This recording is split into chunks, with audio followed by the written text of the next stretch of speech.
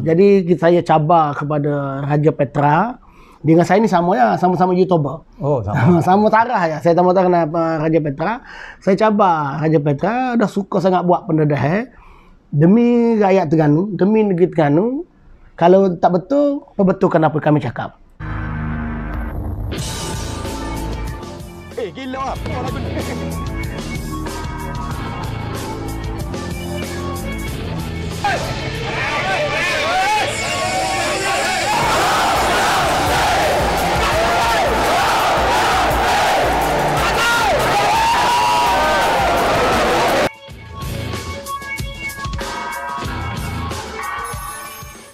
Assalamualaikum warahmatullahi taala wabarakatuh. Waalaikumsalam. Terima kasih. Kita ini bersama dengan Senator Raja Bahrain di Terengganu, di bumi suci ayah cik kita. Jadi pada 2-3 bulan lepas sebelum PKP ni, Amba dah datang ke Terengganu jumpa dengan WB Raja Bahrain. Adalah masa tu kita berbicara lebih kurang anak syarikat kan. Dan dalam masa 2-3 minggu ni ada nampak Raja Bahrain bawa satu isu TDM. Saya mula-mula ingat kan tentera darat Malaysia. Tapi nampak kau panah.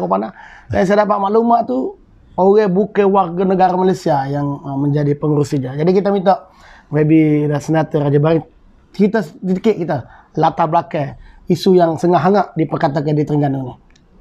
Terima kasih, Tuan Admin. Assalamualaikum warahmatullahi wabarakatuh. Ya, sebenarnya isu TDM ni adalah isu yang agak penting untuk rakyat Terengganu umumnya tahu, dan khususnya pemegang-pemegang saham TDM berhad, kerana dia ialah public listed company dan cara pengurusannya patutlah terbuka dan telus ya. Dan kita dapati bahawasanya TDM ni telah tidak mengemukakan ya penyata kewangannya dah 3 tahun berturut-turut ya. Ini adalah satu perkara yang agak luar biasa lah. Dia bukan syarikat kecil-kecilan. Asetnya saja lebih kurang 1.1 bilion. 1.1 bilion. 1.1 bilion dan pemegang saham terbesarnya adalah Terengganu Inc. Yang pengurusinya adalah Menteri Besar Terengganu. Jadi ini kira orang besar-besar belaka lah ni. Orang penting, Menteri Besar dan Kerajaan Negeri Terengganu. Dan Kerajaan Negeri Terengganu keseluruhannya saham dalam TDM berhad ni lebih kurang 61% majority shareholder. Jadi kita dapati 3 tahun berturut-turut tak kemukakan penyata kewangan. Dan kita dah soal kenapa dan adakah betul cerita ni sejak sebulan lepas dah. Dan sehingga sekarang sepatah jawapan tak terima, baik daripada pengurusi TDM ke, pengurusan dia ke, Menteri Besar ke, sebagai pemegang saham yang paling besar. Jadi kita rasa pelik. Bukan tu sajalah ya. Dalam tu pula ahli Parlimen Kuala Terengganu ni daripada PAS, saudara YB Ahmad Amzad, tuduh saya pula. Dia kata tuduhan saya ni keterlaluan. Macam saya ni besar-besarkan perkara hak tak ada atau kecil. Jadi ni saya nak katakan ni bukan perkara yang kecil, perkara yang besar. Syarikat lebih pada 1 bilion asetnya. Dan ini bukan kesalahan kecil, kesalahan besar. Kalau saya rasa syarikat hak orang-orang biasa ni dah lama dah. Datuk, kita nak mencelah sedikit lah. Jadi kalau kita tengok dalam sejak PN mengambil alih pentadbiran Putrajaya ni, seolah-olah isu tabung haji, konon-konon yang jual aset ni besar lah. Rupanya di Terengganu ni ada juga. Jadi Datuk rasa adakah sebenarnya mereka sebut tabung haji tu nak tutup kelemahan mereka di Terengganu sebenarnya? Itulah kalau dia nak menuding jari ke orang lain kan. Pastikanlah diri kita ni bersih dulu kan. Hak tabung haji ni hak ialah padahal masalah tabung haji ni sebelum pada kita ambil kajian dah. Hak ni berlaku masa dia tengah ambil kajian, tanggungjawab ke kajian. Jadi patutnya dia bertanggungjawab lah. Ambil satu tindakan atau jawapan ni sebulan tak jawab-jawab. Jadi sekarang ni maklumat yang terkini kita terima adalah Suruhanjaya Syarikat Malaysia SSM telah mengenakan compound pada TDM. Itu yang berita yang kita terima lah.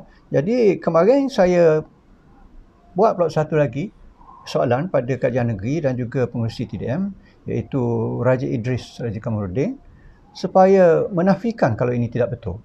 Raja Idris Raja Kamaruddin ni adik kepada Raja Petra lah. Ya, adik pada Raja Petra. Dia lah pengurusi. Dia sebagai pengurusi TDM. Mungkin sebab tu kalau kita tengok Raja Petra kuat dia panggil backup untuk Raja Adi ni, mungkin sebab adik dia berada dalam GLC. Tapi dimaklumkan dia bukan orang ataupun warga negara kan? Dia bukan warga negara Malaysia lah. Dia dilahirkan di United Kingdom ya. Jadi dia pasport pun saya rasa pegang pasport sana lagi.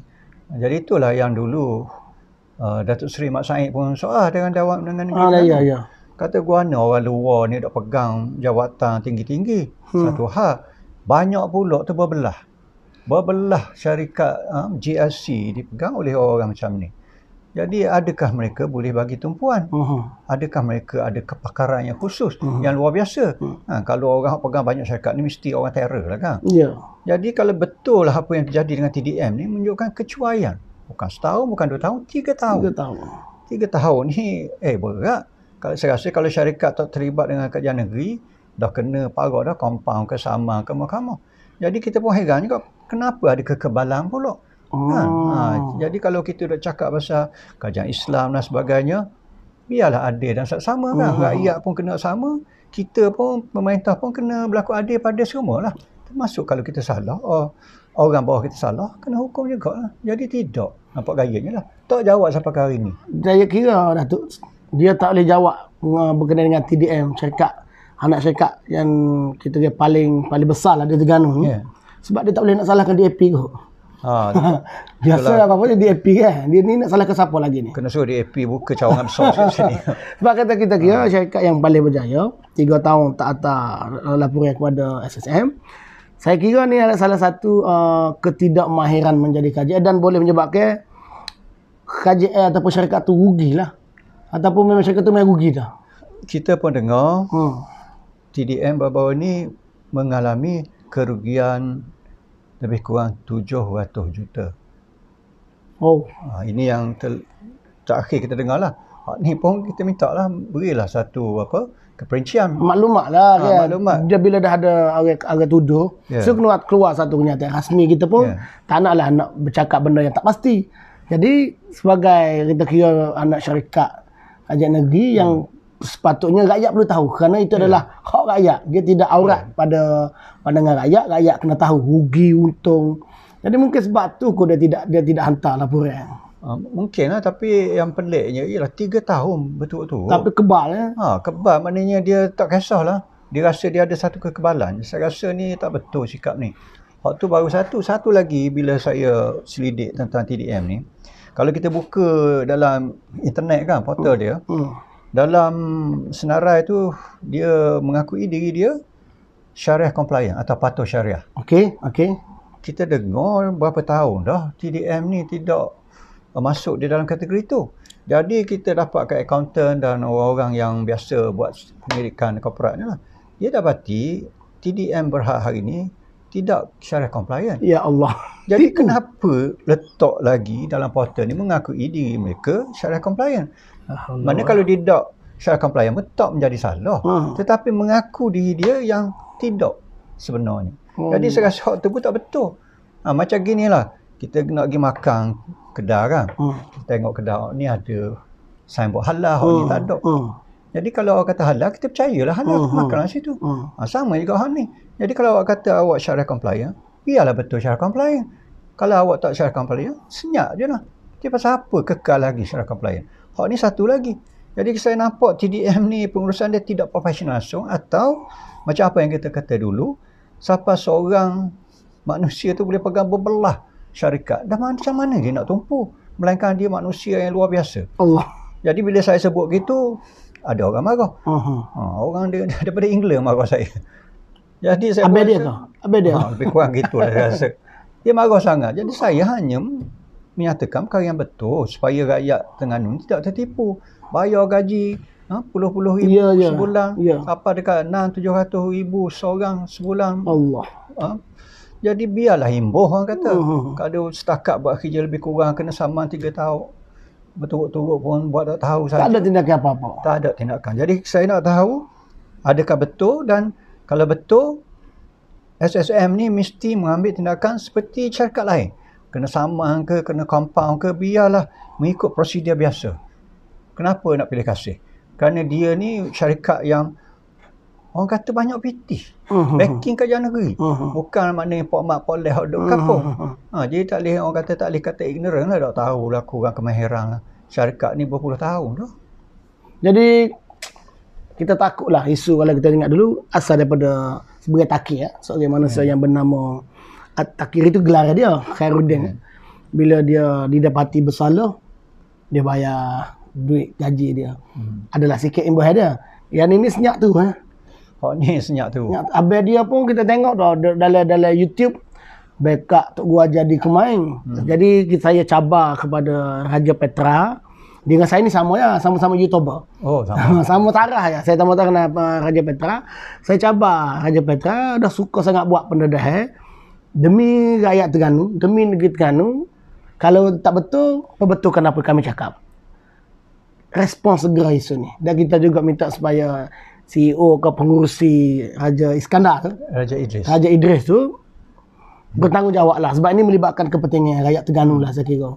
Dia diberi gaji besar, dia kena jawab lah. Tak nak senyap gitu. Kalau gitu ramai orang nak jadi pengurusi. Orang soal senyap, dah. Dah dah. Gaji buta. Allah. Akhirnya Datuk, gitu. Pesanan kepada orang Terengganu, apa yang Datuk nak sampaikan supaya orang Terengganu tu kalau dah tidak patuh syariah pun mengaku patuh syariah. RU 355 pun tak sebab. Jadi ada benar lah Datuk nak sampai kepada orang Terengganu ni. Ialah Terengganu ni terkenal sebagai Terengganu Darul Iman, tempat yang orang-orang beriman ramai duduk di sini. Jadi biarlah kita laksanakan apa yang kita perkatakan. Janganlah kita cakap lain, buat lain. Jadi rakyat sangat hampa. Kita pun rasa sedih lah. Kita duduk Terengganu juga, rakyat Terengganu. Parti lain pun tak kira lah. Kita orang Melayu Terengganu. Jadi orang Kelantan pun terasa juga. Kita ni serumpun lah kira. Jadi janganlah kita ni duk lock ke orang buat kerja, buat tak tahu. Orang ni kita bayar gaji gini dah. Dia pandai lah, patutnya pandai. Tapi kita kena pantau juga.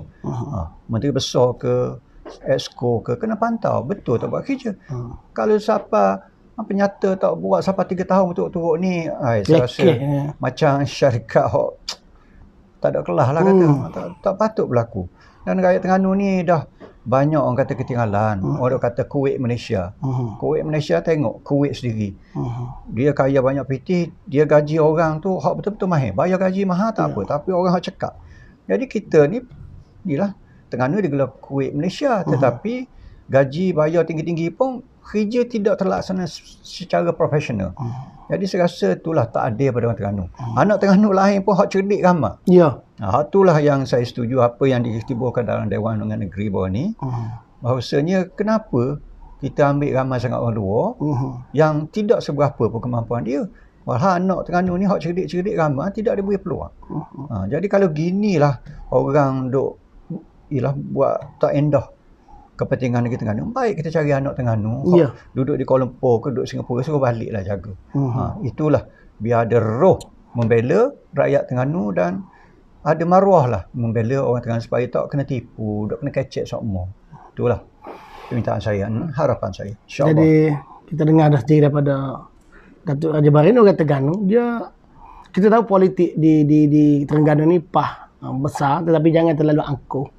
Dan kepada rakyat Terengganu, kerana kepercayaan yang telah diberi ini dikhianati, sudah tiba masanya lah rakyat Terengganu beri satu pengajaran sedikit kepada mereka. Kalulah rakyat Terengganu pun tidak dihargai, apatah lagi orang lain. Tak perlu cakaplah menjadi menteri kan, ni exco, menteri besar. Tak tahulah apa sebab seperti orang seperti bernama Nur Islam, adik kepada Raja Petra ni, dia beri satu peluang ataupun satu keuntungan yang sangat besar. Dia tidak menyumbang kepada rakyat Terengganu. Jadi kami di PK Parti Amanah Negara dan Pakatan Harapan, kita bukan sekadar nak menjadi pembangkang di Terengganu, kita nak menjadikan Terengganu, Kelantan ni terbaik. Kerana inilah bumi Melayu yang betul-betul paling ramai majoriti orang Melayu. Kelantan, Terengganu, Kedah. Jadi kalau sekadar bercakap bela orang Melayu, buy Malaysian first, buy Muslim first, buy Melayu first. Akhirnya di Terengganu adalah satu bukti PAS hanyalah sekadar menggunakan kata-kata tanpa pelaksanaan. Sebarkan kepada seluruh rakyat Terengganu supaya rakyat Terengganu tahu cerita ni. Dan sekali lagi saya cabar kepada Raja Petra, jawab video ini. Assalamualaikum warahmatullahi wabarakatuh. Salam.